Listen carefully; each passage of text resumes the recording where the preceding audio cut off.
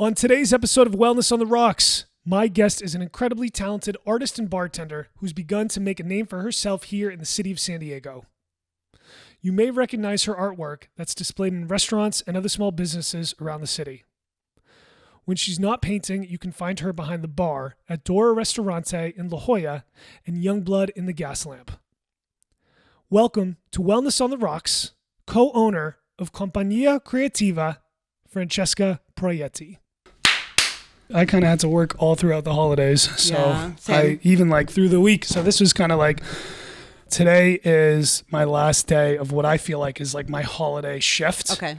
Like, so it's nice, dude. It's like, I'm like right there. Like today's my Friday as I'm going into my work week, you know? Yeah, finally I'm off today. Oh, you are? Yeah. You kind of you're doing the two things right now between Dora and Youngblood. Like, is it tough balancing those two things?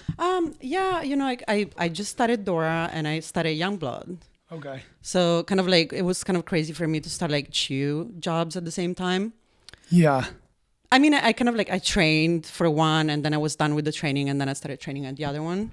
But yeah, I'm still kind of like trying to figure out the schedule for sure. Yeah. Yeah. It's tough, dude. Balancing the two jobs, I've done that, dude. Yeah. I was, you know, sometimes you work the lunch shift at one, you take a little break and you hustle over to the other one for the closing shift, and it's like a long fucking day. Yeah, I worked some lunch shift at Dora too. So that's definitely like, I never like work lunch shift that much. So really?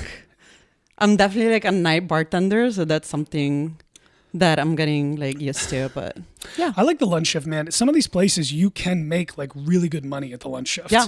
And it's like a totally different thing where it's like more food oriented and more like conversation as opposed to like the busy nightlife where you're like pumping out drinks and it's chaotic and lazy in the late nights.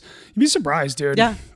I used to do, when I was in New York City working at Greenwich Village, I would do the Friday lunch shift at JG Mellon. It was a cheeseburger tavern, and you could make $250 to $350 in a lunch shift in that busy bar. And then I'd hustle. I'd get off at about 5, and I'd take the train over New Jersey Transit, get in my car, drive over to Belleville, and work at the nightclub sports bar from 6 to like 2 a.m. Yeah. And that was like that day paid for like half my rent. Yeah, I had days like that. You know, I had days like that when I was working in Little Italy. There was like one day, I think it was Saturday, that I would do double. Yeah, but like it was before COVID, and that was like my rent. Yeah, dude. It was like super long, like, you know, like small break even, like, you know, it was like another time. Where were you working in Little Italy at the time? I was working at Sorrento in Little Italy. Oh, nice. Yeah. Okay, gotcha. So that was my very first industry job. Okay, cool. Yeah, dude, it's a grind. So you came over, you were born in Rome. Yes, born and raised in Rome. Okay, and how old were you when you came over to America, and what made you want to come over here? It's a crazy story because I was like 19. I was like, you know, so young, and my intention was like not to stay here. It was just like to kind of do that like abroad experience. And so, yeah, I was 19 and then I was supposed to stay here for like a year or so. And I didn't speak a word of English. Wow. And so I just came here because I wanted to learn English. And then I was kind of like in that phase of my life where like, you know, right after high school that you don't know, you know, what you want to do in life. Yeah. And then, you know, when I had the chance to like come to California, I was like, California, oh my God, of course I want to go. So yeah, I came here, I stayed a year. And then when my visa was about to expire at the end of the year, I was like, you know what, I'm going to stay another year. And so I renewed my visa. And then, you know, it just kind of happened. Yeah. Yeah. Were you like learning English in a program? Was that tough, breaking the barrier? So I actually was doing a work experience I had a visa like that was connected to a company. It was kind of like a work internship of some sort. And so the company was Italian. So I was like surrounded by Italians for such a long time, you know, when I first moved here. So I think, you know, it was kind of like I was working in their office. So that kind of like, I was speaking Italian all the time. So it was very natural. Yeah. Okay. Was it hard to make that transition to English? Because you have pretty decent English now. Yes. So I feel like I'm a fast learner for sure. So I think I made it a goal. I started like watching TV in English, and then I was like trying to like force myself to like speak, like order in English, but I my English was horrible. It was so bad. So I kind of like, I didn't go initially to school or anything, but I kind of like learned because I just did it. I just put myself out there. But, like I was in my little Italian bubble for a very good amount of time, like probably the first 7 years of my life here. Well, you're a young teenage woman coming over from a foreign country. So that's not easy to do. So that's kind of cool. You had some, people around you to at least give some like friendship and warmth. You know what I mean? Definitely. Yeah, dude. I remember what that was like rolling into San Diego by yourself and trying to figure it out. It's scary. Yeah. It's like, what's cool about the restaurant industry is you can kind of like, that's what I knew. I knew that because I had worked in the restaurant industry back in New Jersey and New York City. So I was like, I have a skill set. I have a little bit of a resume, but it doesn't really play. And the resume doesn't work in another city. But I knew that the restaurant industry welcomes people who hustle and work hard and like grind and want to come out and try to like that's what the restaurant industry is built off Definitely. of. So if you like have those skill sets, you can kind of like, I don't know how to say it because you can lie on a resume, but it's like when you're rolling into a place trying to apply for a job, sometimes I think like, how do you show that skill set to try to get hired, No, for sure. Yeah. I feel like for me, the transition to the restaurant industry, I was working for like this company. I had a office job. Yeah.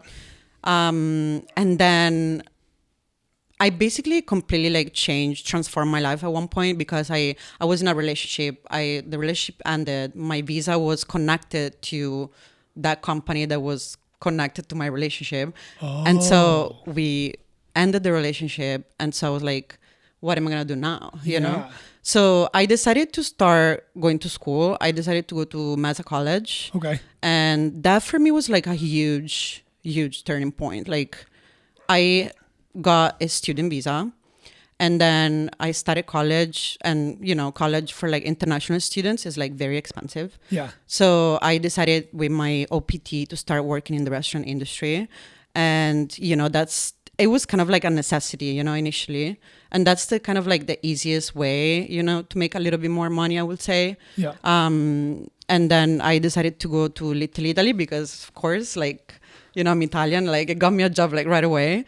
And I started as a hostess. Yeah. And with no experience in the restaurant industry, but, just kind of like what I was like raised with, like I grew up around food and then, Yeah. And so I started as a hostess, and then I was like, in the position for like 6 months.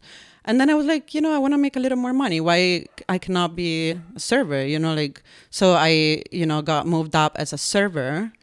But then when I was a server, I was like looking over the bar. I was like, that's pretty cool. Yeah. That's what I want to do. So I got my way in the bar as some sort of bar back, which was awful at the beginning. It was like so hard, and just learned. I was just like, I was just like so into it. I remember just like having this like little, book where I would write all the recipes, and then I was just like on YouTube all the time. And I had a friend that worked the bar that really like taught me some basic stuff. And then I just kind of like did it on my own though. Yeah. Yeah. So dude. It is, you got to kind of like take that on your own and learn. Absolutely. Like that is the thing about the restaurant industry is you got to figure it out yourself. Yes. There's bartending school. There's managers who are kind and coach and try to elevate people. But for like most of us, there's no teaching. There's no like, this is how you do it. It's like we learn by observing. Absolutely. That's how I've kind of like learned how to do this stuff, is just by like watching other really talented people in the industry. And I'm like, oh, that's how I got to be like that person. Yeah. You know what I mean? How does that person greet a guest? Oh, when the table leaves, he pushes in the chairs. Coaster on the thing. Just like little basic things that you pick up when you're trying to figure it out. That observation is really 1000%. And I started doing that. I realized that bartending is, for me, is like observing other people that I really like how they work. And then I kind of like tried to get a little bit of what they're doing. And then it never ended. Yeah. Because I keep doing that now.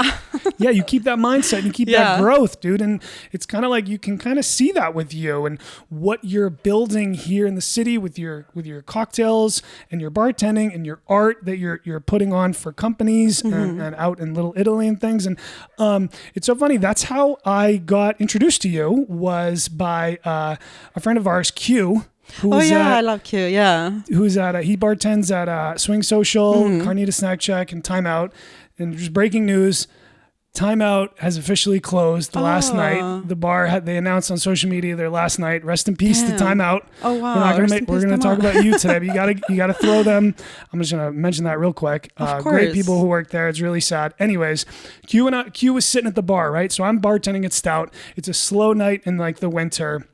And we're just kind of like spitballing, shit talking, and I'm just like, yo, Q, like, who's the best bartender in San Diego?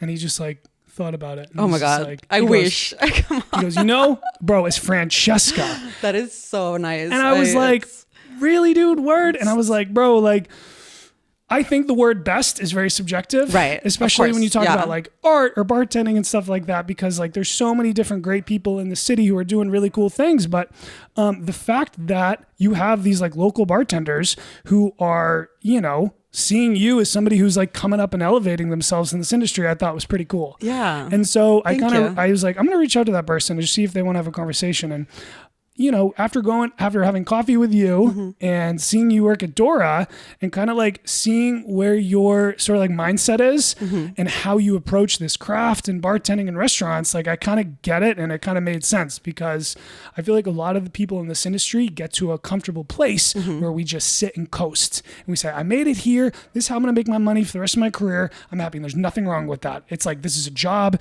This is a career. It's a source of income. You got kids, you got family, you got bills, But like from what you were talking to me about, I want to elevate myself. I want to go work at Youngblood and elevate my cocktail knowledge and skills. Definitely, yes. I want to go to Dora and have that fine dining experience because like I'm constantly trying to push myself and learn and grow in this industry. So I think that like your mindset is probably one of the things why you're being recognized in this industry in the city. You know what I mean? Thank you. It's funny because I feel like I have so much to learn. And then, I feel like everybody kind of like have a lot to learn in this industry. There's never like ending line, right? Like in bartending. But I feel like there's so much that I got to learn. But there's one thing that I'm certain of about myself is that I will do good. I will succeed because I love it. Yeah. Like I want to do good and I have ambition and I just like it. I'm very passionate about it. Like I think what makes you a good bartender is, of course you got to know what you're doing. So knowledge, but also like is you keep like showing up and you keep like researching and studying and being curious. And I think that's the one thing about me that, like I really just kind of like about myself is that I will always like go out there and then research and study. I'm just that's the way I am. Bro, yeah, that positive self-talk, that being inquisitiveness is such like a good thing to have, whether you're in business, restaurants, bartending, as an artist. Me with this creative work is being inquisitive. Like it's like pulling strings. What happens if I do this? Why is this like this? How come that happens and stuff? And that's also, I want to talk to you about Dora and the bartending stuff today, but like you are also this like incredibly talented artist and painter who's working with small businesses here in the city. And I think almost like restaurant work and being an artist and a creative is so like intertwined. Super intertwined. I found so much connection between the bartending industry and then art. Yeah. As a matter of fact, me and Justin, we opened Compagnia Creativa last year.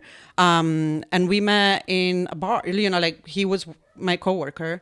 And so we didn't even know about each other. We were like both painters. Yeah. Until one day we like talked about it and we're like, wait, I paint you. And then he had a studio at the San Diego Made Factory, like huge shout out to San Diego Made Factory. Is like a great collective of like artists. Like you can rent a studio there, and it's like a little community. And so he had a studio, so I went there. And then I saw everything that they do. And so we decided ultimately to open Compagnia Creativa. And then we worked with restaurants. Like we do murals for restaurant menus. Everything we've done, it just kind of like revolves around the bar industry, like events, you know, pop-ups. So I think like they're very, you know, well connected, the two industries for sure. And I saw you did some, you painted these like plates and you put them on the wall and covered an entire, what restaurant was that at? That was Rustic Root in Solana Beach. Okay. That was a fun project. So we got something like 75 plates and then we hand drawn every single plate. And then we made like this like wall out of all these like drawings, and it was like really fun. Looks really nice, dude. That's like a personal touch.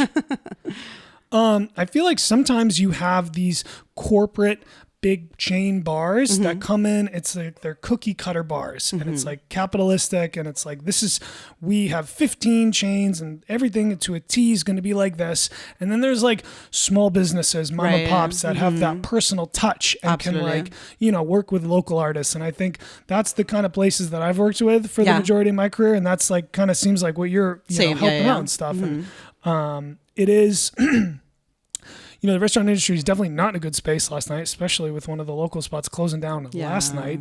But it's cool that you can do that. When did you start like knowing that you wanted to be an artist, or what drew you to like painting and doing that?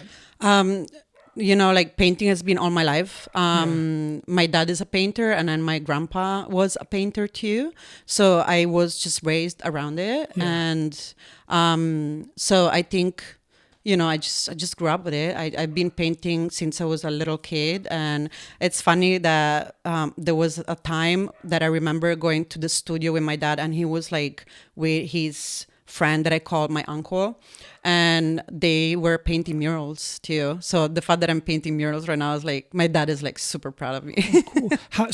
So are you, okay, what kind of materials are you working with? Me? When you paint so murals.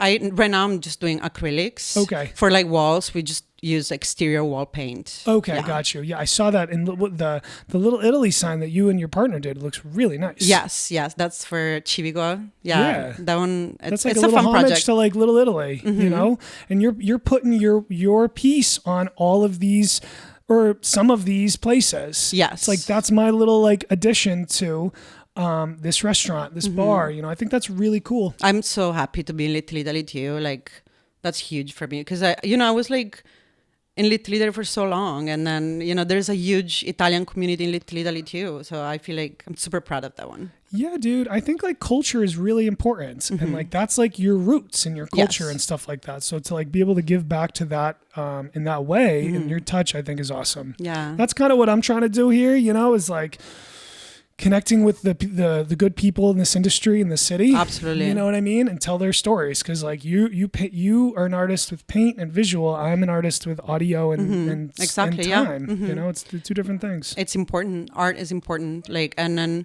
even it's important for people that are not artists too.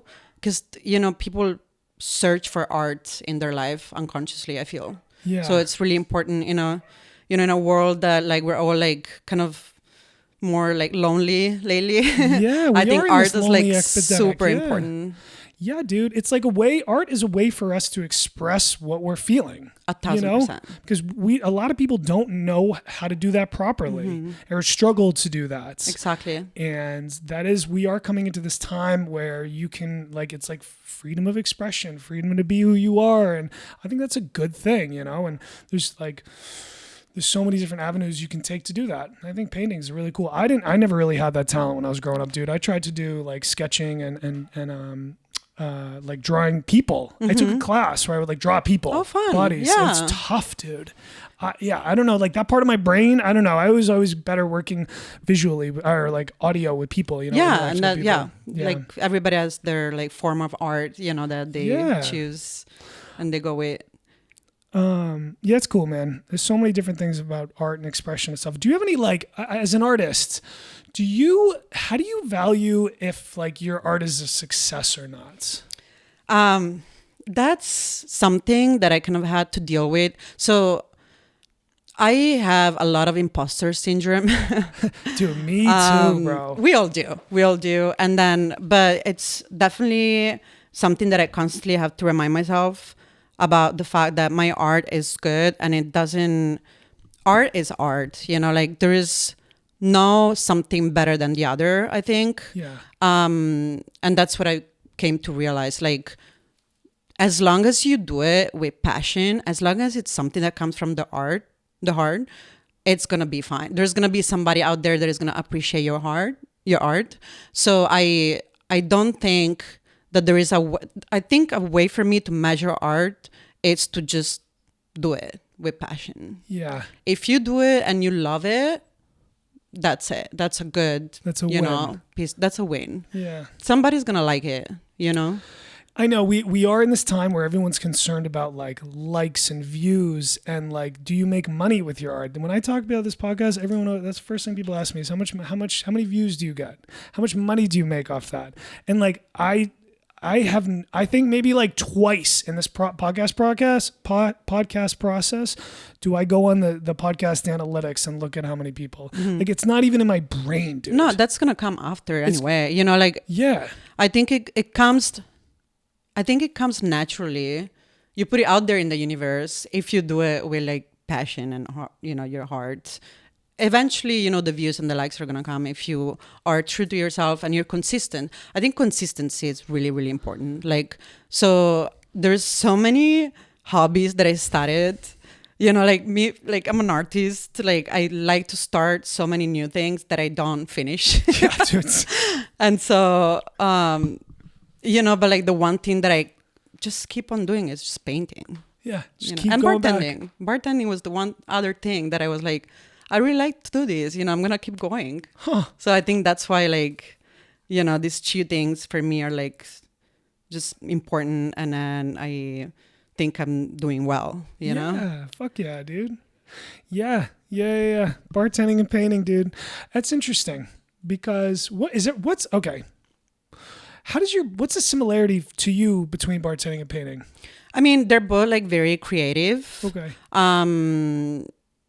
For me, for bartending is the craft, of making a cocktail, like the visual around the cocktail, how it tastes, the food pairing, the food combinations with the cocktail. I think for me that is kind of like doing a painting. When you make a painting, you gotta, you need to know where that's gonna be, where you're gonna hang it, the colors, the vibes that you want to like give to people when you're like painting something. I don't know. I feel like there's so much like similarities. Of course, like bartending is like, there's so much around it that is completely different than painting, but yeah, I kind of like, I was thinking about this the other day. I follow these like interior designers on social media.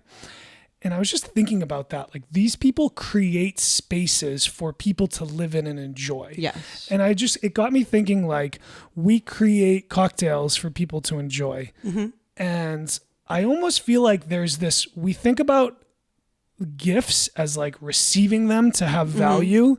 Like, oh, I gave you a present. If you give me a present, I'm happy. I get to enjoy this house. I get to enjoy this cocktail. But it's almost like the creator is the one who gets fulfillment from that process. Giving, yes. I don't know if that makes sense, but I was just like thinking about that the other day. Like, no, totally, it does. It does make sense. Like I paint for other people to enjoy it too. Yeah, not only for myself. And I make a cocktail for people. I think it's about human connections too. Like what we were saying before, like people feel like really lonely right now. So they go outside and they sit in a bar and then you make them a cocktail. I think that whole process itself is like very, very creative and very important. It's very important. Mm-hmm. Yeah, dude. It's like, there's things that are transactional. Mm-hmm. You make me a drink, I pay you money. That's an exchange of money. But it's also, I don't know, like you can creating art. You want to pay the artist. Mm-hmm. Never am I going to say that. But I mean, like, there is this like non-transactional thing that comes from this that I've learned to enjoy. Yes. And it was also like the same thing working in restaurants. It used to be like, yo, dude, I'm gonna bust my ass around this bar and try to hit as many people and entertain as many people and make as much money. And it was like I measured it on that.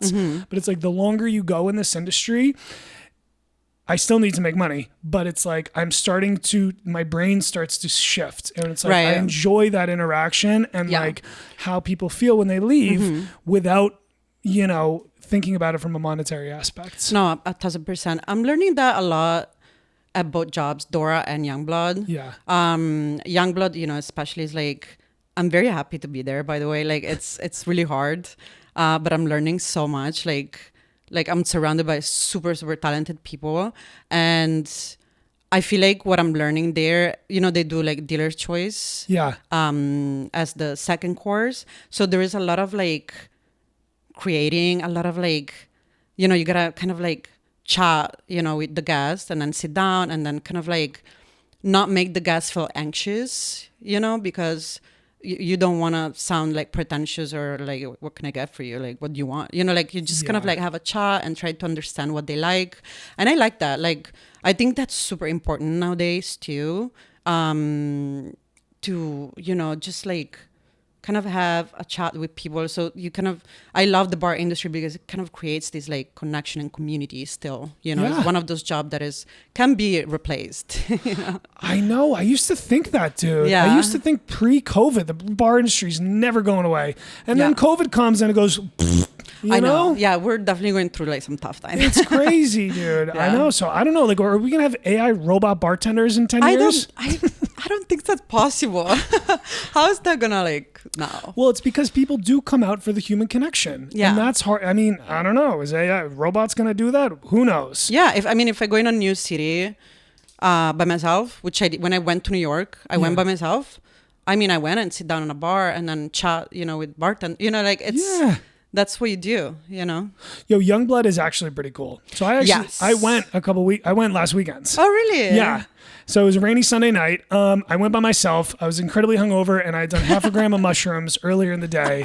So walking into that speakeasy by myself was like, whoa, dude. Yeah, it's a lot, right? It's so you want to kind of like, I don't know, just decrease that, anxiety that people walk in with, right? Yeah, I mean, I think, look, it's if you're looking for a dive bar, Irish pub, it's totally different. We can't, Youngblood, I think, is for people who are looking for an intimate, unique cocktail experience. Yeah, and I'm very grateful to be there.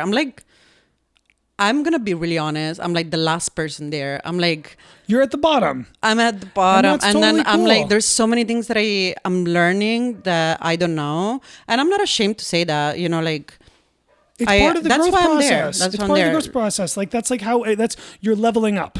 But like everybody's super nice. Everybody like knows that I'm just eager to learn, and then I know that that's very important and that matters. So I think that's going to be a really cool experience for me. Yeah. I think so too. So for those who don't know, Youngblood is this omakase cocktail experience where you walk, it's a speakeasy within neighborhood down in the gas lamp of San Diego. And you walk through the keg barrels. The host greets you, brings you into this room with no windows. It's almost like this like medieval room with like the candles are massive with wax dripping down. There's all this super nice, expensive liquor around you. It's a small bar with a few tables, very intimate, quiet. And it's definitely like a legit date night spot. Yeah. Like I would definitely want to impress a girl there. I'm probably not going there with the boys after the football game. Yes, but anyways, it was really cool to check out. Yeah. And I was like, dude, whoa! I thought I could just like go in there and get a cocktail, but it's very like they take you through. It's like a hospitality experience. Yeah. Yeah. So it's cool. It's like a 3-course experience. Yeah. And it's unique. Yeah, I liked it a lot. Yeah. So that, and then even Dora, honestly, like I'm learning so much at Dora too. Like the bar team, it's great. Like I'm working with some very, very talented like bartenders there as well. So I think like, the combination of these two jobs, like having Youngblood that is like school for me, like I'm learning so much. And then I have Dora that is kind of like, for me, it connects me back, to my roots. And then I'm very happy to work with like Chef Accursio that is like, like such an amazing creative chef. And I think it's a very good balance for me. Yeah, both of dude. them. So Dora is really cool. It's Yeah. like it's only been open for a month or two, and it's like, what is it? It's a authentic coastal Southern Italian cuisine. Yeah, Sicilian coastal cuisine, blended with California and Italian ingredients. It's everything is fresh. Everything is super nice and amazing, and yeah, I'm just like proud to work there in a place that represents my culture really well. And I think they do a really Yeah. good job at that too. When I came to visit you a couple weeks ago, like, it's a really nice space. Yeah, the I mean, space is super artsy too. It's Super like- artsy, yeah. dude. The way that whoever designed, it was Bells and Whistles, Bells and right? Whistles, yeah. They did a really nice job with Yeah. that place. And your head chef, he has a history in this city as well, right? I mean, He also did competitions. He won the Barilla competition. He's great. I had the cavatelli pasta. I thought it was great. And you made me your signature cocktail. What was that? So I made a holiday panettone carajillo. Okay. So panettone is this Italian sweet holiday bread with raisins and orange candied. So I did this like fun coffee and panettone cocktail. It was very nice. It's Yeah. almost like it's like an Italian version of espresso martini, kind of. Yeah, A little bit? If you wanna, yeah. I don't know. I would say, yeah. I thought it was good. There's a little bit of liquor 43, so that's why we call it carajillo. Okay. But there's a lot of orange notes to it. Huh. Yeah. Yeah, dude. No. And so you guys play to the plays. There's like a theater right there, right? Yeah. So it's super creative space. We do also like menus that are inspired from the La Jolla Playhouse. Okay. So I think that's really fun too, because you can go get a little introduction of the play through food, so that's art. Like you kind of like get a play inspired menu. Do you guys set the menu based on the shows? Yeah. That's so cool and creative. Yeah. Wow. That's got to be tough. Yeah. I can only imagine how Yeah. I'm trying to, my brain right now is like, so what are some of the shows that like, So far, we had one since Okay. we opened, which is Working Girl, but I didn't see the show honestly. so there's a But- show called Working Girl and your chef says, I need to make a dish that Yeah, so reflects he this makes play." all the menu, all the courses like inspired by the play, and then we make a cocktail as well inspired by the Dude, play. that's Yeah. cool, man. That's very cool creativity. Wow. Yeah. Yeah. So where I'm at Stout, we kind of play to the Symphony and Civic Center. Okay. We're right around Oh, the corner. fun. Yeah. So we are that like local neighborhood bar and restaurant that plays to all those shows. Oh, I love that. So Okay. we get hit beforehand with the dinner rush around 7:30, and then it dies out around 6, 7:30, and then it dies out. Yep. And then from like 8 to 10, it's slow, and then we get that hit afterwards. Same for us. Like before the play, we got like Yeah, it's an interesting little Completely thing, hit. you know. You play to crowds at some of these small places. yeah. It's cool. So we'll have like regulars that come into the show every weekend and stuff. We know we got their table saved. We know what they're ordering. Their Chardonnay with their chicken penne pasta. I get all the napkins lined out for our specific regular at table 16. It's like you start to like, you know what I mean? Yeah. You have those like. And No, I'm that's sure, really fun. Yeah. You guys are gonna probably build that at Dora too. Yeah. Building regulars and stuff. You know. Yeah. No, for sure. It's definitely like a regular spot. Like, Yeah. So and then before Dora, you were working at Rustic Root. yes. So Okay. I called that my first American job. Okay.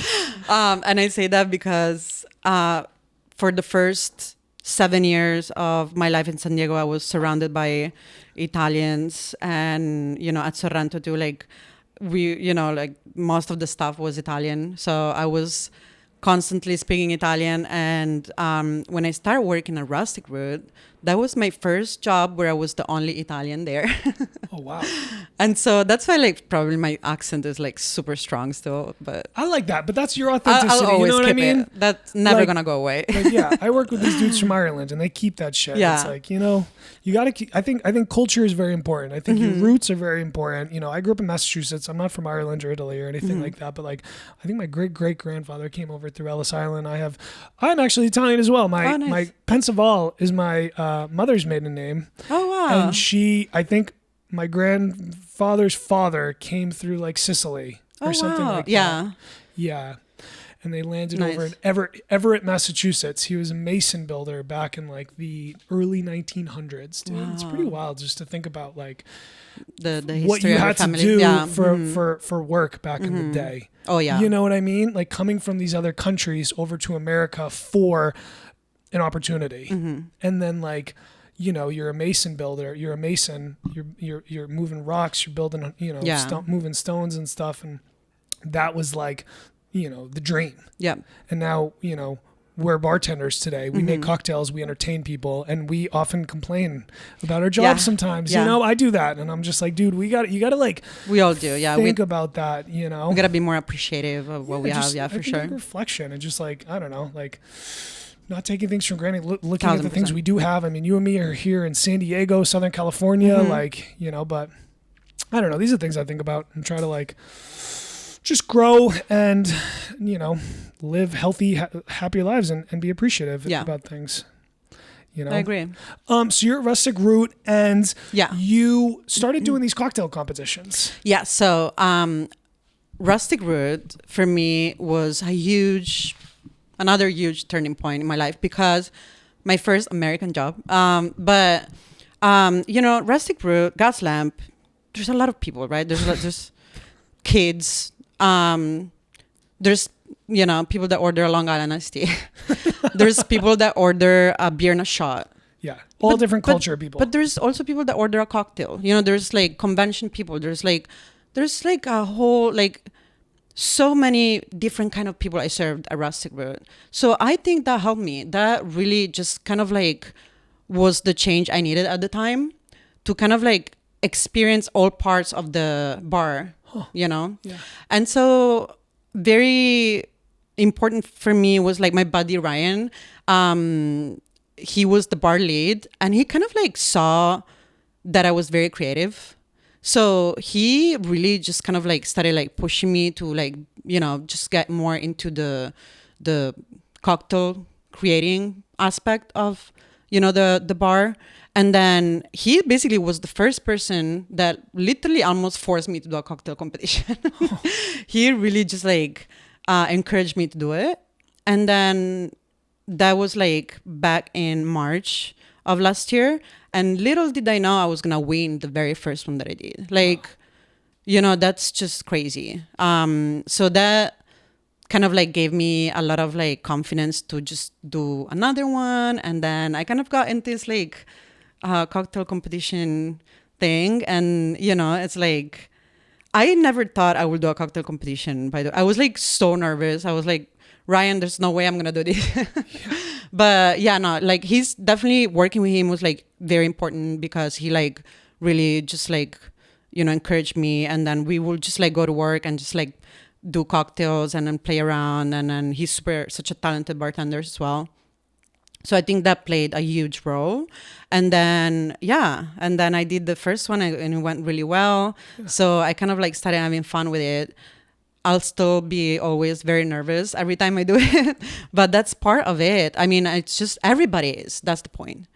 Everybody, it's just kind of like nervous before this cocktail competition. That doesn't mean you're not gonna do well, and you know, just the fact that you're there in the first place is like, you know, like a huge win.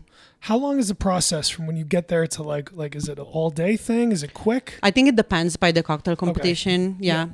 The very first one that I did was at Nolita Hall and it was during the day. Okay. But then most of the other ones they were at night. So you have one cocktail. Like how does it like? Can you just describe the layout? So like you go up, is there a bar? You're at a bar, a stage, like. So it depends on the cocktail competitions, but most of the ones that I did were just like one cocktail, one creation that you bring. Okay. And then usually it's like one spirit that is like sponsoring the cocktail competition. You have to use or that maybe spirit. a couple of them, you know, it depends. And then you just, or sometimes there's a theme to the competition. I did the Siren and Spirit one last year that was about art, which was really, really cool. And then it just depends on the competition. And then I did the Fernet. That was probably the best day of my life because I won. What was the Fernet cocktail that you created?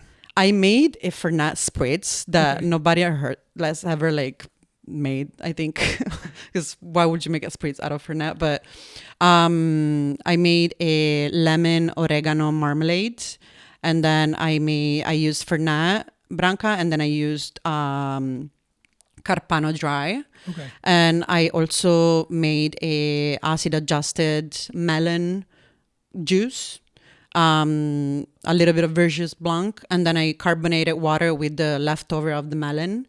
And then I use a lot of like herbs to garnish it. It was kind of like, the story was about my grandma's like garden, and it was really yummy. I would say it was like a low ABV Fernet cocktail, like crushable, and that's what I wanted to kind of like bring. I wanted to bring something that people can replicate, something that you can put on a menu, like, but it's with Fernet, because sometimes we think, Fernet is such a bartender thing, like, yeah, take a shot of Fernet. It's shot on a beer. But like, I just really wanted to make Fernet more accessible, and I made something like nice and bubbly, and So that's pretty cool.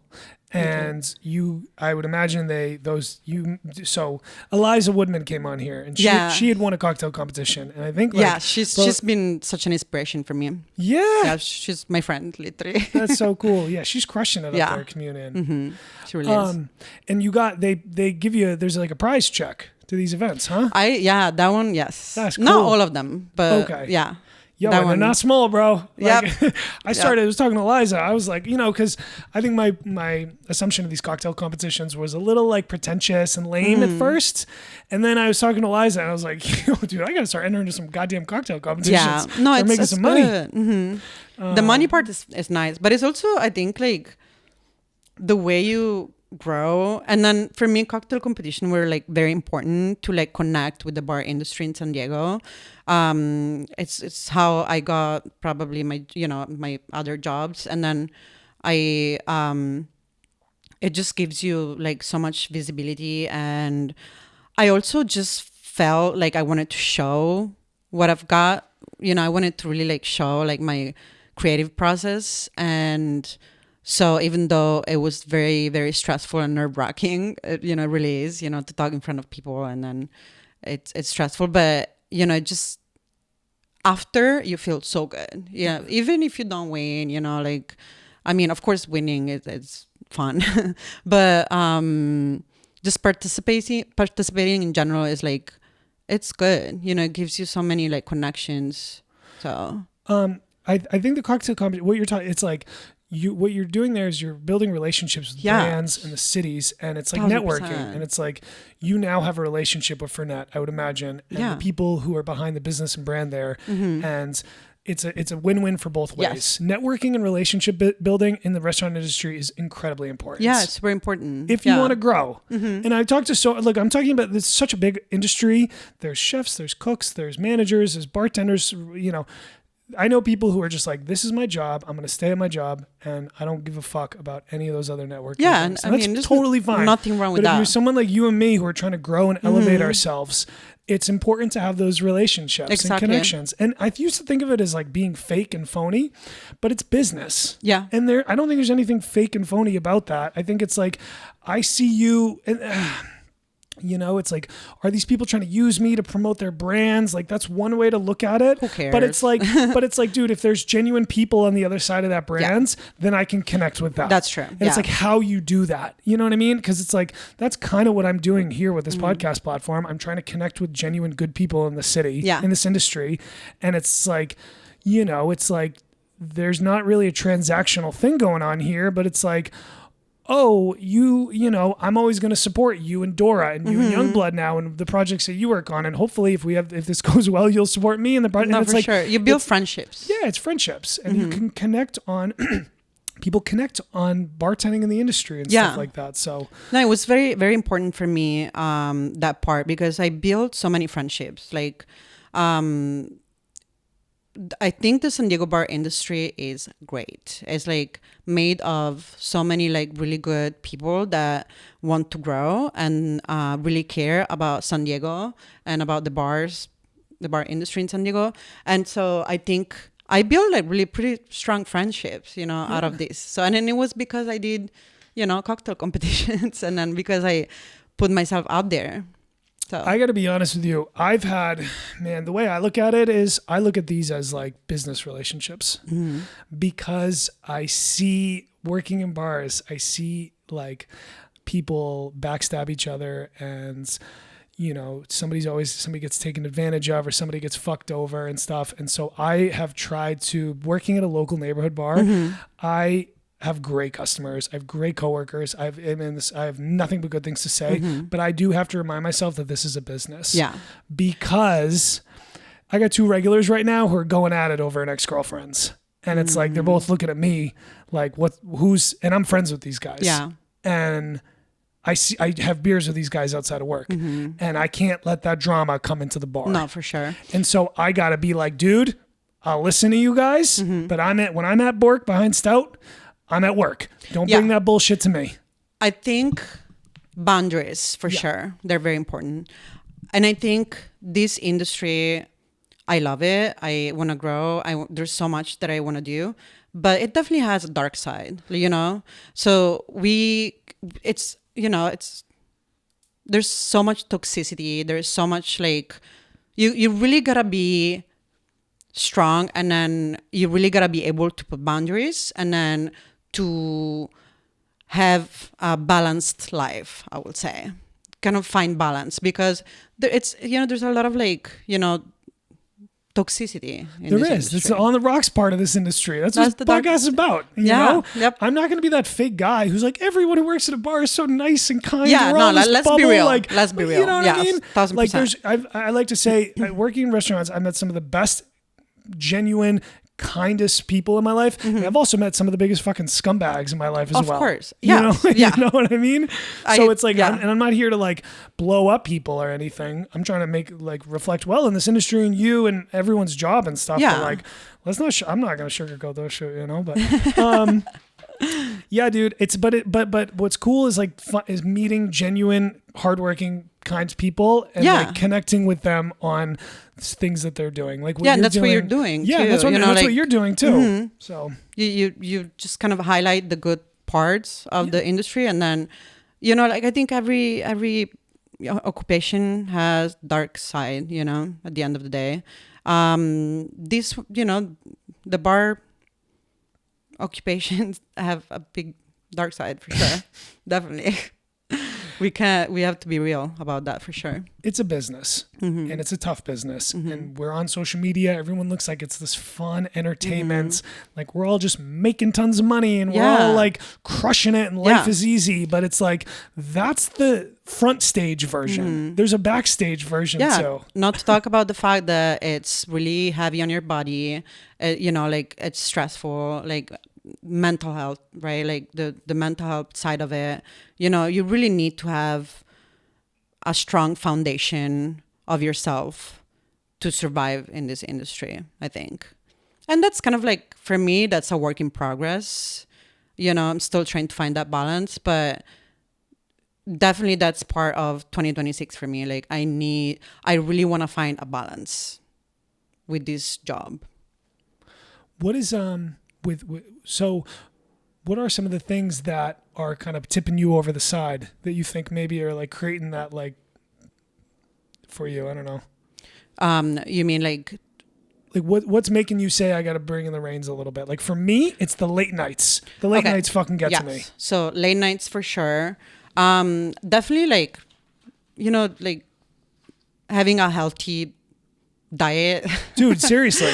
Eating fried food and French fries every day. Like eating, standing up, like in the walk-ins, like, like kind of having a more balanced diet, not drinking as much, like, and I think everybody kind of relates to these. Yeah.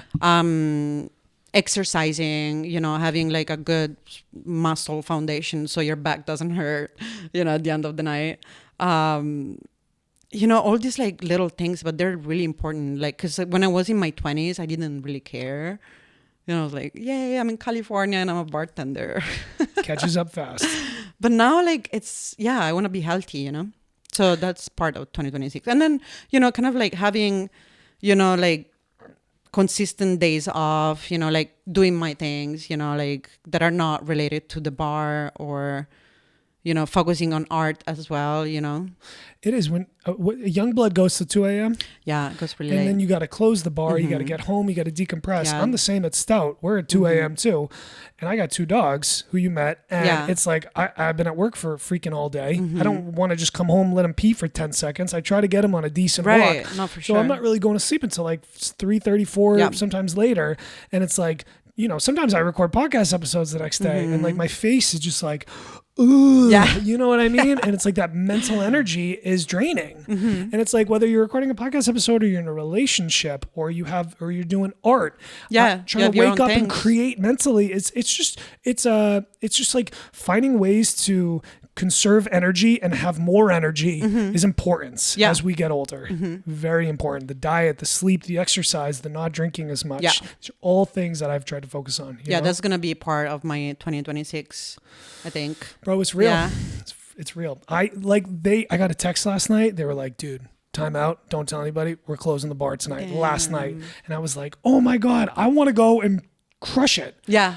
But I got to wake up early and record this episode tomorrow. Yeah. So it's like discipline, you know? I would have loved to close that place down last night. They probably had a freaking riot at that bar. I know. And then, you know, when I start having fun, it's over for me. Yeah. That's the problem.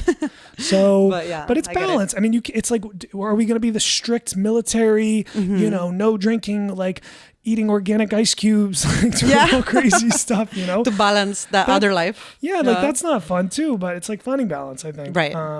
No, that's very important. Oh, I have a question for you. You said you grew up, your parents were Buddhists? Yes. No, my dad and my sister. Okay. So I actually, you know, I grew up Christian, I guess. Like, it's not that I went to church or anything like that, but like that was my education. But my dad just became Buddhist when I was like 14, 15, I think. And then my sister, and then I think it's Nichiren Buddhism. So it's like not like temples or like, you know, Buddhas or anything like that. It's more like a philosophy of life. And that has been helping me a lot. I kind of like jump on that train a little later compared to that. But it's kind of like just like a philosophy of life, and it doesn't really, you don't really think that there is anyone above you, you know, or below you. It's just about yourself. So I think that's been like a really huge part of me kind of like, I don't know, balancing my life out and then not being afraid of challenges. So yeah, that has been very, very important. That's for really me. Interesting. Buddhism is all about like not too high extremes, right? Like no excess, like with money, with exercise, with like I don't know, sex, with like all these crazy things. Like stay in the middle, stay right here. I mean, there is a lot of different Buddhism. Okay. I think so. The one Nichiren Buddhism is very practical and it's very like down to earth, and it's very like about you, and there's no judgment about what you do. God, you know, so it's more like it's more like about finding like your balance in this lifetime. It's not about trying to like make good deeds so you get to heaven, like, you know what I mean? It's more like about states of life of acceptance. You as a human in this lifetime. So I really like that, because I'm not like a very spiritual person in reality, which is crazy, right? Like I'm not like, I like to be very practical in the sense. And then I think this is very much so a philosophy of life, you know, that helps me be grounded, helps me being a good person. It helps me see like other people as equals as me, you know, like, and I don't know, I feel like it just, and then also like, I have to say, I saw my dad, for example, like he just became the best dad ever. Like, and then he was, you know, like my parents divorced, and then he was just like showing up and then united the whole family, even though like they went through like divorce, you know. So I think it's just like kind of like philosophy to have. I'm not very religious, but I think what you were just talking about like treating everyone as equals and the same, that applies to working in restaurants. Oh yes, I think that, like, you know, whether you're a customer or you're a coworker or you're a boss or you're an owner or you're a line cook or you're a dishwasher, it's like I'm really focusing on like not talking to people differently based on their like status. Respect. Respect. You know, respect It's for everyone. respect. Yeah.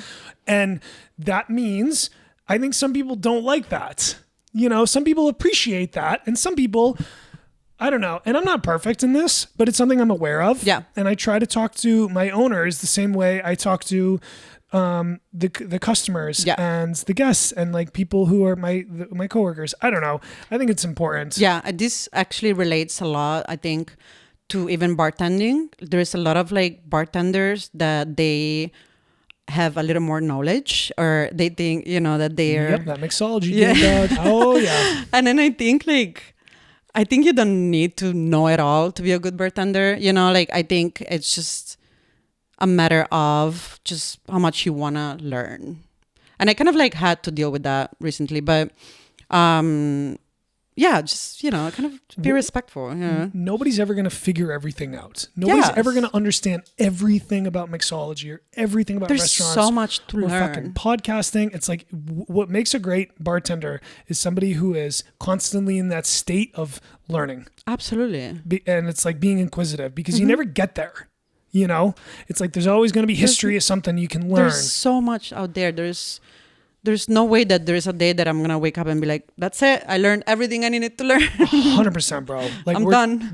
And it's almost like that's the same thing with creativity too. It's like I used to think like I'm going to get bored talking about restaurants in this industry. Like there's only so much I can talk about. There's food, there's cocktails, there's spaces. But it's like, dude, there's an ocean of untapped creativity that you can dive into and learn about and seek out, and like it's never ending. You know, because it's creativity, right? It's like very personal, and then, you know, there's so much that you can create, you know. Yeah, I know. I love the word it. itself you create, right? It's like the part of I don't know. It's like you access a different part of your brain. Like I've said, like everything used to be transactional. I was like goal oriented. I was an athlete. I need to score. I need to win. And it's like when you switch it up into just like playing around and discovery, it's like a whole, like you view things differently. Like I was like trying to play with camera angles for this podcast. I was setting it up at different areas. Like, do I get a second camera? It's just like being in that conversation with people. And you could do that with like alcohol and cocktails too. Yeah. It's like, that's like R&D. You know, get your team together. Let's play with these cocktails. Yeah, it's like, and you can what do happens so if you many use things. a little less acid here or a little more Jameson here or something like that? Or what happens when you drink 19 Jameson shots at work instead of 3 Jameson shots? Let's play and find out with that, you know? That's so funny. I meet some of those bartenders sometimes. But yeah, dude, I think creativity is really fucking cool, man. Yeah. Yo, what about, and speaking of creativity, like, how are you with like, I think feedback is really important because that's one thing that I don't get with this podcast is feedback. I think that like talking about your process with your art or your cocktails with people and like learning how people view it is so important. And it's not just about being good and being told, oh, Francesca's so awesome. She's such a great bartender. She has such great art. It's like, that kind of sucked. Or this is how I felt about this that I don't know. You know, I think that process is really important. Yeah, no, I'm open to feedback. I you know, like look for that a lot. I R&D a lot, even before like competitions and stuff like that. At Youngblood, I'm like, you know, learning, like there's a lot of things that I fuck up, you know, and then that's how we learn, like, dude. Yeah, that's how I learn, you know, so I'm like totally cool with that.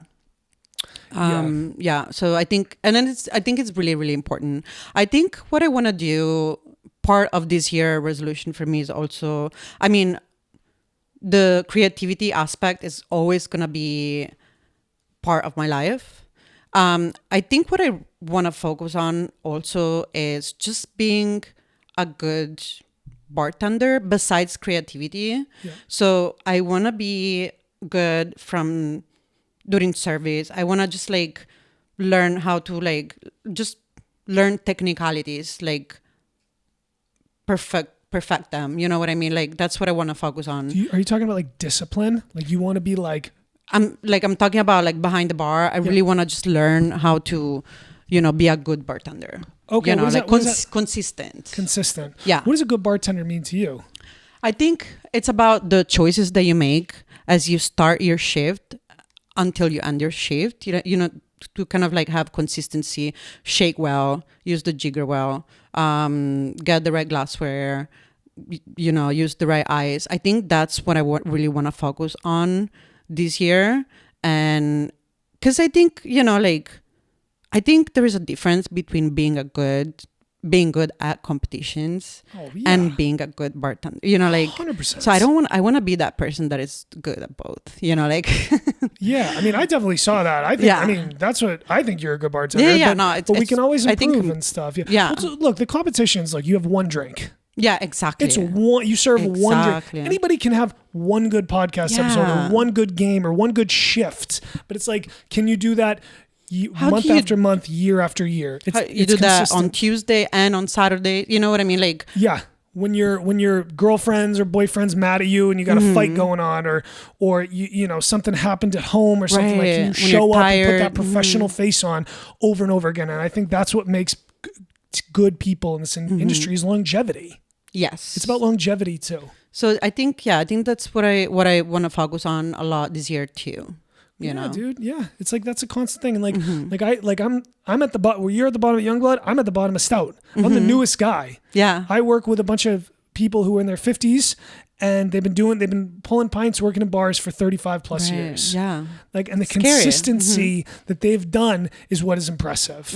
It's not that they can pump out this, talk to a customer and have this great laugh, and it's like it's like the ability to do that year after year, and that's what I'm learning from a little bit. Yeah, I'm like, oh wow, these guys don't have bad days. They don't take days. They don't call in sick. Yeah, you kind of like become a different person when you clock in. But it's like the consistency that I'm working around is why Stout Public House is such a great bar. Right. It's like they're not like coming in hungover. They're not mailing it in. They're not like, oh, it's one of these days. And like I've been like, oh, it's like I think it's impressive when you can do that for so long. And it's a hard thing to do. It's really hard. It's good to like seek that out. Like I'm trying to do that stuff with the podcast and stuff. It's incredibly hard. Yeah. To keep up that high level of service. And that's what makes, you chef at Dora, from what I understand. Yeah. And his that's why people come to see these people, is because they know they're gonna get that time and time again. Yeah, it's not that dedication, right? Yeah, yeah. That's what I really want to do. I think that's what brings greatness. To somebody in this industry. I think there's people who like just come in for money, and then there's people who are dedicating themselves to this industry, and it's like, it's respectable. Yeah, I mean, when I started in this industry, it was out of necessity. Yeah. So it was not intentional, but then me choosing to continue, that was intentional. Your mind shifts a little bit. That Going was from very I need a paycheck to like I'm actually going to dive into this thing and really give it, on a deeper level. Yeah, you can tell with people. Totally. It also, I think, it has a lot to do with the fact that it connects me back to home a little bit. That's why, like, when I make a cocktail, there's a lot of like Italian stuff that I do, in my recipes and stuff. I think it just brings me back to my childhood and then to Italy. That's where I grew up, and then I miss it every single day. Would you ever like consider moving back to Italy and starting a restaurant? I think about that every single day of my life, to be honest. Yes, definitely. But when the time is right, I just think like the experience that I'm doing here is really good for now. So I go back every year. I go see my family every year, and then every time I go, I come back here and I go through a 3 months, depression crisis because I want to be there. But yeah, I definitely miss it, and then, when you have your family so far, and then it's tough. It's not around the corner. It's tough. Yeah. So you grew up in Rome. What is Rome's restaurants industry like compared to here in San Diego? It's a little bit different. And then that's part of the reason why I'm here too, because, it's, I don't know, I think the times are different. Like you're there until really late, Here? There. Oh, you're sorry. there till later. Yeah. Night? Yeah. Oh, because they don't eat until super late over there. We eat it's like 9 or 10 late, o'clock. and then we sit down in that table for hours and hours. Wow. And then we drink, and then and there's no tipping culture to Does at that- least there is a little bit like in the tourist area, but it's really, that's really interesting. America has a big tipping culture. pretty good. You know what though, dude? I see sometimes people just mail it in. They go, I know I'm gonna get that 18% out here, so I'm just not even gonna bother. But it's almost like, and now it's like we're doing like the walk up counter. You're tipping on like. Like walking up to get a beer and walking back, and it's like the QR codes and stuff, and you're expected to tip. But back over in Europe, it's like, do they still give quality hospitality over there? I mean, it's just different. You know, it's a different experience. Like, I love going to bars. Like, there's a lot of like top 50 bars in Rome too, and then that's an experience, right? That's like great. You kind of like have that expectation, but like I love going to like little bars in like my town. I'm like actually from a little town in the south of Rome, but like when you go in little like places there, it's like, you know, like we're all friends, and then there's not like customer service like here, you know. But it's still friendly. Okay. It's more like laid back. Yes, for laid it's back. Casual. You know, People like the drinking owners wine. might have their kids running around the place, you know, like, but it's like, it's so special. Yeah. You know, so I really like that for a bar. Like if I ever do open a bar, I want the place to be kind of like a point where people meet and then just like, I don't know, gather around, play cards, you know, like it's kind of like a living room, you know what I mean? Like, and then you sit down, you have a good time, and you drink delicious cocktails. Yeah. Make art, read a book. Yeah. What are like, if I go to Rome and I go to a local restaurant in Rome, what are the cocktails that they're serving over there right now? I mean, right now there's everything. Okay. You know, and then it depends where you go, right? So if you go in Rome is such an international city. Like, you know, there is a lot of like tourists. I like to go to the Court, which is one of my favorite bar from Matteo Zad. And you know, that's a very, you know, nice place. You know, you have cocktails of all types. Okay. You know. And then, you know, you go in little bars, and then you have Negronis and Spritz, and then cheap glasses of wine that are delicious, though. You know, like you don't spend a lot of money, but you know that it's good. You know, you just like have the house wine. Yo, I wish I remember the name. I did buy this Italian bottle of white wine for Christmas at Vino Carta in Little Italy. I love Vino Carta, yeah. And it almost, I just brought on a sommelier in my last episode. I don't know anything about wine, but I'm trying to learn. It almost had this like really dense beer-like taste, like like flavor to it. Is that normal?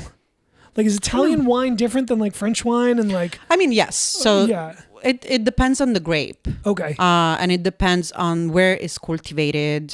Italy, France, Spain, they're like the three old world, you know, like wine places. So I mean, they do, you know, amazing. And then, you know, it depends on the grape. Okay, I got you. I didn't know if that was like a thing. Yeah. And it depends how the producer decides to make the production, you know. I really liked it. I wish I remember the name. Yeah. I gotta start getting more into wine and stuff like that. I love you wine. know what? It's just expensive, dude. Yeah. Like, I can't be dabbling with like these, like, I'm a bartender, dude. I'm not like, I don't own the bar. You know? I was really into wine for a long time. I did the WSAT level 2 and 3. I'm sorry, as a, what was that? The WSAT, the wine spirit and trust. Okay. It's like a wine education. Oh, you did that? Yeah? So are you just learning, like, what did you learn from that? I just learned a lot. I have a bunch of wine theory. I never worked as a sommelier. Yeah. But I studied a lot. Like, it was pretty hard, like especially level 3. And then I went all the way to Las Vegas to do my exam. Oh, wow. Yeah. So you wanted to go the cocktail route instead of going the wine route? Yeah, I think for me it was kind of like a phase. Like, I'm very, very passionate about wine. I shouldn't say a phase. I still am. I just think it was something that I needed to do. I just didn't want to be like not knowing things about wine. Yeah. I mean, you have more things in your arsenal. Yeah. And then you know? I think before COVID, I was working for a little company that was importing wines here. And then they were from Etna, which is a place in Sicily. And then I went there. I went to visit their vineyards in the Etna Mountain, and it was like gorgeous. And that's how I kind of like I was like, I really want to like learn more about this. This is amazing. And I saw them, the whole process. And so that's when I started doing the WSET. Mm-hmm.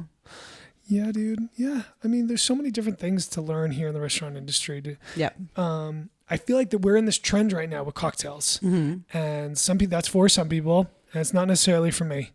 I've been drawn more towards the conversation aspects, because that's what I do for a living, essentially. Yeah. Is like I work at a local neighborhood spot and I talk to people all day. No, I love that. And it's almost like, I think of it as like, you know, I've been there for almost 4 years now. So like I'm starting to build like real trust and relationships with people, because you can come into a place for 6 months and have that like service level relationship.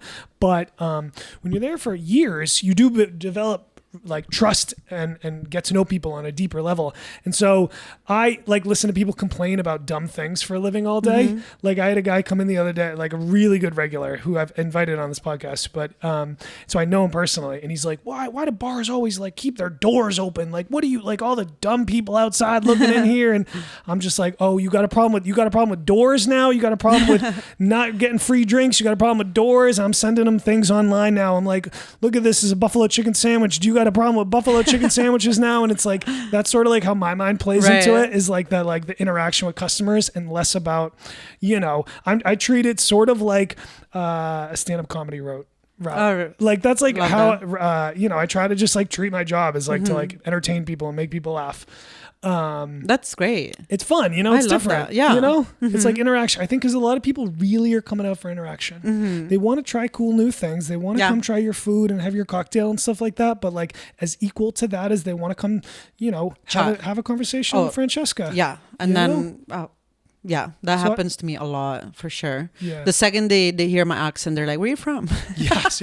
Yeah, I get that too. Are you from Ireland? I'm from Massachusetts. Relax. Yeah.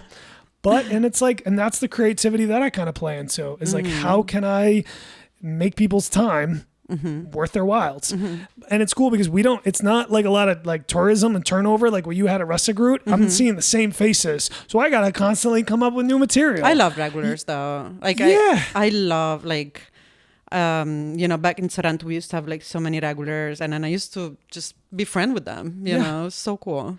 Yeah, sometimes you date regulars. Sometimes you like, there's that whole thing. That didn't happen stuff. to me. Yeah, but but yeah. Yeah, dude. There's so many different areas in the restaurant industry. There's like the what was the name of the people? The Bells and Whistles. They create spaces. They design bars. Like I think that's like such a cool avenue. So cool. You know, like they did such a good job at Dora. Like it's insane. Like.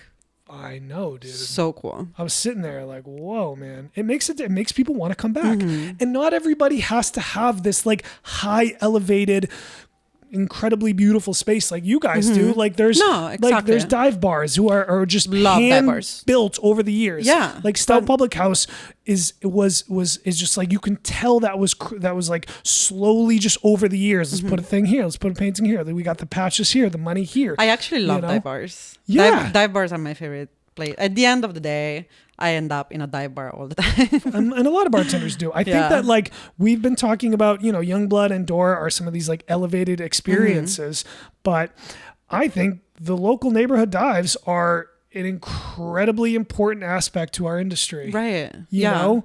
And it's a completely different level of hospitality. And it's an important level of hospitality because that's where all the restaurant people hang out. Yeah, you kind of take a break from, you don't have to do that. You know, we can just drop the reins a little bit and be ourselves. So I think that's really cool. I don't ever try. Like, I think there's, from the outside world, people may think of these fine dining restaurants as being the top of what we were talking about earlier, the respect and the hierarchy. But like, it's totally not like that when you're in the industry. When you're in the industry, it's just like, no, dude, it's like those. A little bit of both, probably. But you know what? You do really well at dive bars and you can make really good money. People, I know. You know? I know. Yeah. So nowadays, there's so many different elements, dude. And I just, you know, it's I enjoy talking about people and their experiences in the restaurants, you know? But what else, dude? What else do you want to talk about today? Like, this episode is for you. We can go in any direction you want. We've talked a little mental health, like bartending. What are you thinking?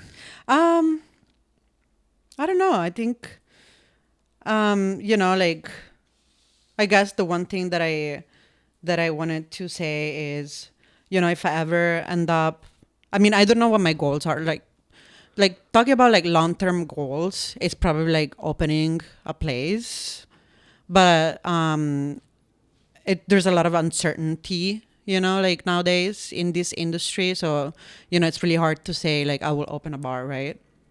But there's a lot of like places that are like closing and then not doing well, and there's a lot of competition. But for me, I think what it's really important that I would like to see more of is places that just brings people together, you know, kind of like collectives that brings art and then bartending, and then I just would like to be part of that, or maybe open one at one point, you know, like, you know, just kind of like a place that it's, you know, just you feel comfortable going in. Are you talking about an art studio, restaurant, a combination of both? Combination of both. That's really interesting. I think. Huh. I think that would be really cool. One of my favorite bars, it's Schmuck in New York, and then Sips in Barcelona. Huh. Simone Caporale is like, you know, I've been following him for so long, and then I ran into him when I was in Barcelona, and he's like my idol. So when I saw him in the streets, I was like acting like a crazy maniac. I was like, oh my God, hi. And so I had a reservation at his bar. And that year, the bar was like was number 1 in the world. But the one thing that I've noticed, like walking in that bar, it was that everybody was kind of cool and relaxed and chill. Like, you know, it was not pretentious or anything like that. They were like sitting with us and then taking shots with us, you know, kind of like, and then it's the number 1 bar in the world. Like the drinks were like insane, out of this world. And then, you know, like, and then I see Schmuck in New York, and then people go there, play cards, and then get together. I think like that's the style of bar that I like, you know, that I would like to see more of. Laid back. Mm-hmm. But Casual. still with delicious, like, yeah, you know, well, that definitely is a trend these days. Yeah. Is like making quality cocktails Mm-hmm. affordable and less. I mean, that's who's succeeding in the city. I feel like I talk about that on every episode. Mm-hmm. You know, but then, you know, not everyone, but like that formula has seemed to work. Yeah. It's like how do you put your creative spin on that? Or It's I mean, you interesting. can also get a beer and a shot if you know what I mean. Like, Yeah, you're not looking to judged for getting a Coors Light and a Jameson. Or I know the restaurant. I feel like the restaurant industry is slowly moving towards that. yes, Like the acceptance of that. You know what I mean? We're kind of like opening, you know, connecting with everybody. And like, Yeah. like everyone's welcome. As maybe a while ago, it used to not be like that. I don't know. yeah, maybe not. I don't know. I think definitely this is where we're going towards. And then imagine if that can be blended with like art. You know, you can go and paint. Then that would be really cool. That would be so cool. Yeah. Damn, bro. Yeah. I'm trying to like just structurally think like how like, you know, like one big room where you got painters mixing, you know what I mean? That'd be cool. Yeah. You got the painters painting like the patrons. Yeah, I think that would be like such a cool thing to do. Yeah, and I would like to see more of that. And, you know, like I love going to the studio too. Like when I go to the studio where me and Justin have the studio, like that place is great. Like it's a collective, and then there's like a bunch of like different people and artists like doing different things, and you kind of get in the art community like that, you know. Where is the studio? Is in Logan Heights. Okay. San Diego Made Factory. And there's like a bunch of people who use that studio. So it's different studios actually. Okay. In one building, and then there's an event area. Yeah, a lot of people like just rent the event area, but they are like amazing. They always have events, and that's how I got more involved in the community of artists, because before I was just like painting on my own, and I was just like, you know, I kind of like never really wanted to monetize, you know, or just seeing painting as a job, because it's something that I really enjoy doing, and then it relaxes me, and then I don't know, it's my happy thing, you know. But then, you know, when I got involved in the community, I understood how important actually that is, to be part of a community of artists. That just opened like so many like doors for me as well. And that's, you know, how me and Justin created like Compagnia Creativa. Very true, dude. Yeah. We need artists. Yes. It's an incredibly important aspect of people's daily lives and what we do. If you had some advice for somebody who like wants to get into painting or wants to get into art and like doesn't like feels uncomfortable, it is an uncomfortable thing to start to do. Like, what would you like to say to that person? I mean, I felt uncomfortable showing my art. I didn't know I would have people actually liking it, you know, and then buying it. I think it's not about what people like. I think my advice would be like, don't think too much on trying to please anyone. Just do what you like to do from the heart, and then people are gonna appreciate it. It's like you just gotta make that switch. It's like vulnerability, putting yourself out there and taking a step off that ledge. Yeah, and you get judged a lot when you do that. But it's also like I've learned through starting my own thing that like people. I can make the best podcast episode in the world. People will find things to criticize passive aggressively. Always. Honestly, they'll pick out the one little thing, and what I've learned is that's a reflection of them. Exactly. Yes. 1000%. So if we have to be here and listen to what everyone has to say, like, how are you even gonna make it? Like, it's impossible. Like, you kind of gotta like find that strength in yourself and then believe in yourself. And then I understand that it's hard and then it's a work in progress, you know, it's a journey. But yeah, self-love, confidence, you know, that's something I'm constantly working on, constantly. Yeah. Me too, dude. You know, it doesn't fucking end, but yeah, like I said, like I don't really create necessarily for other people. I create what I enjoy. Exactly. And then people will enjoy it. You know? I have my tastes, and I don't care.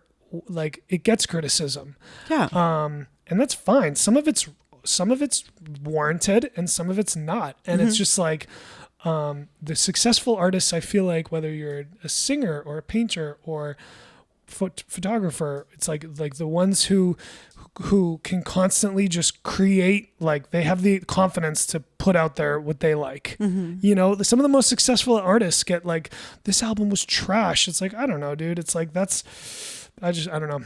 You can let that stop you, you know? Yeah, I could try to create what I like. And if you connect with it, great. I love it. If you don't, I don't care. It doesn't bother me. I think it's also like very important to put your art out there because you never know in what ways it's going to speak to somebody.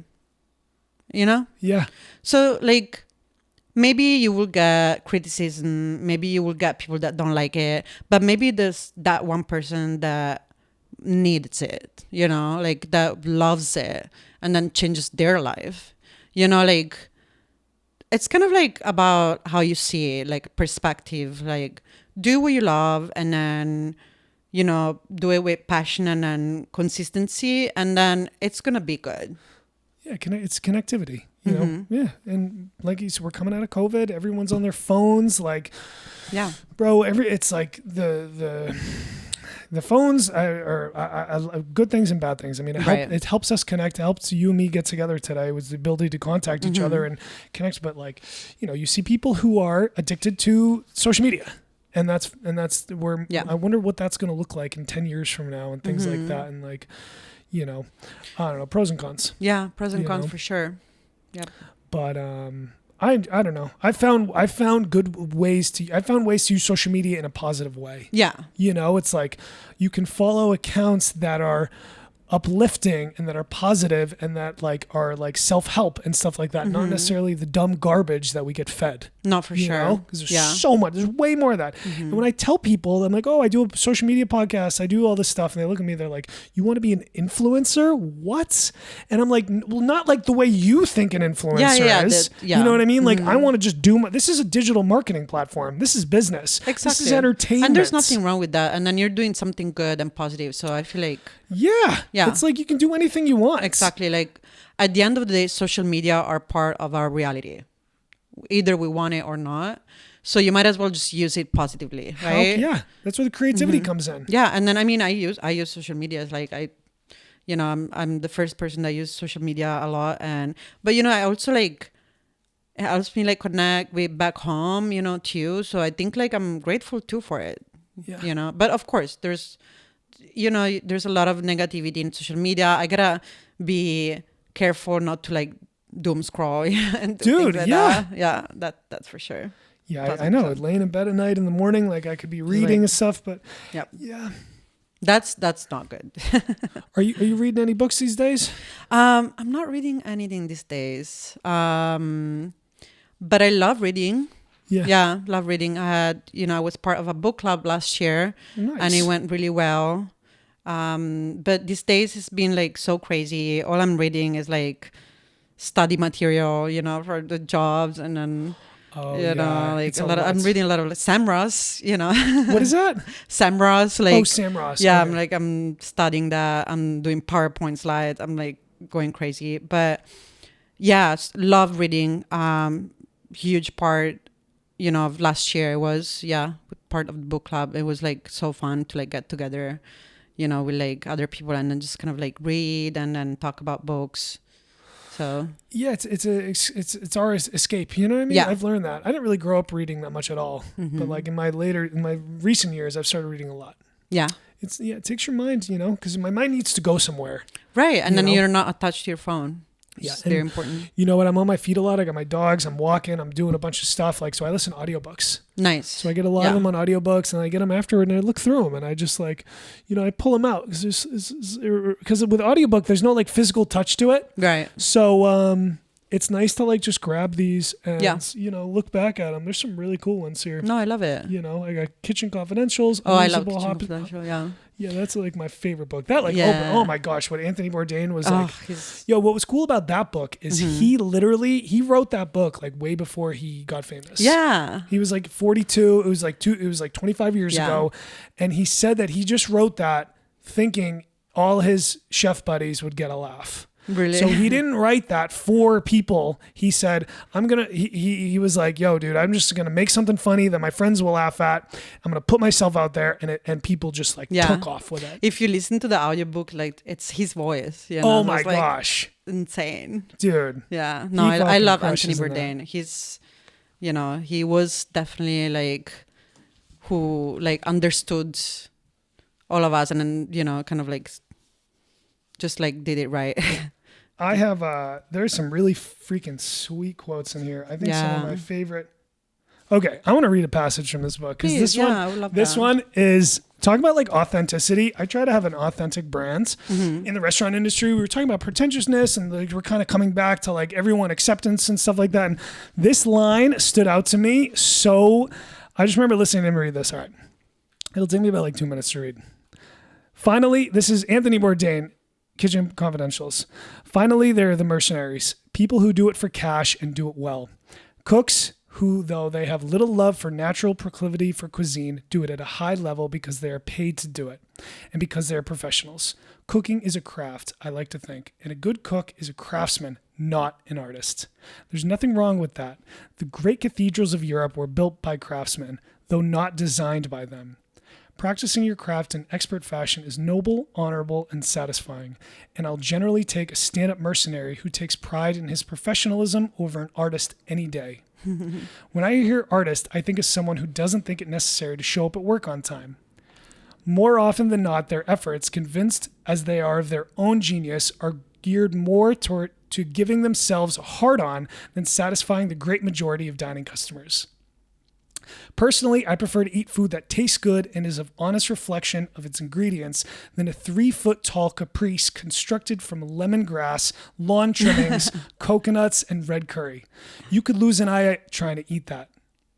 When a job applicant starts telling me how Pacific Rim job cuisine turns him on and inspires him, I see trouble coming. Send me another Mexican dishwasher anytime. I can teach him to cook. I can't teach character.